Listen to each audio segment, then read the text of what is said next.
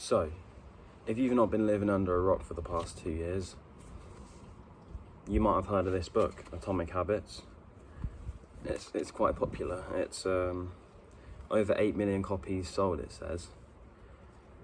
So I've had a read of this book. Here's what I think. I think if you've been watching stuff like this on YouTube, or you've been sort of around the self-improvement sort of genre for a while, you will have heard a lot of these ideas. So how much you gain from reading it, I'm not sure. But there is things you can learn from it, right? And I'm going to go through a few things today. Yeah, so one of the first things I learned was, I've got them written down here, so how your brain is wired to create the habits. So obviously it starts with a cue, that's pretty obvious, and the craving. Those ones are pretty self-explanatory. And then the more you do it, the more automatic the response becomes. And then obviously you've got the reward, but the reward isn't always what you think it can be. The reward can just be your brain expecting a reward, which makes you do it, which is something to think about.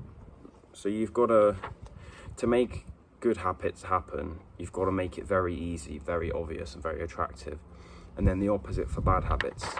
And sometimes it can be like, it can be the environment that you're in that can affect that. And he sort of, in the book, James Clear does he sort of talks through lots of different anecdotes of different people and how they've changed their life through habits, and how his life's changed, and how different environments have affected people's habits. And I think that's a really good thing to note. He talks about habit stacking, which I hadn't heard of before this, and you put habits you want to do on top of habits you already do. So say, I don't know, you want to wash your face every morning. So you do that right after you clean your teeth, because you already clean your teeth every morning. It makes sense, and it's quite easy when you think about it. You've just got to hold yourself accountable, which sort of runs on to my next point, which is habit tracking. Now, this is nothing new. You've probably heard of this before. There's lots of apps you can use, and I think it is really good because it makes you hold yourself accountable. The one I use is called Habity. You can download it. The logo is like a rainbow circle for the app. And yeah, you just type your habit and tick it off each day. And I do think it's really good.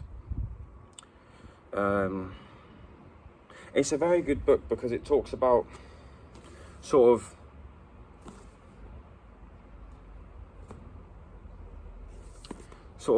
how the small habits change to make a bigger thing, right? And everything you do in your life shapes who you are. And I think we don't think about that. We think sort of, you've got to be perfect and you've got to really focus on the end goal. But no, this book tells you, look, you can focus on the small things and the bigger things will sort themselves out. Like, if you're focusing on the small habits that make up the person you want to be, then you're going to become the person you want to be, if you see what I'm saying. And I think books are a really good place to start. Like, reading is such a simple habit you could do before bed, and it's going to really improve who you are, and it's going to make you a better person, be the person you want to be, sort of thing. And that leads me on to, I'm going to make a poll on my Instagram and my community feed of like a few books that I'm looking at reading, and which one you guys want me to read first, because yeah, I want to share this information with you guys, and I'll make a similar video talking about this, and I'll put the Word document with my notes from this in the description so you guys can have a read of it. But yeah, Atomic Habits, James Clear, brilliant book. I would recommend it. It's quite long for what the information you get. I think it could be shorter, but definitely worth a read. Yeah. What else have I got? I had a few more points.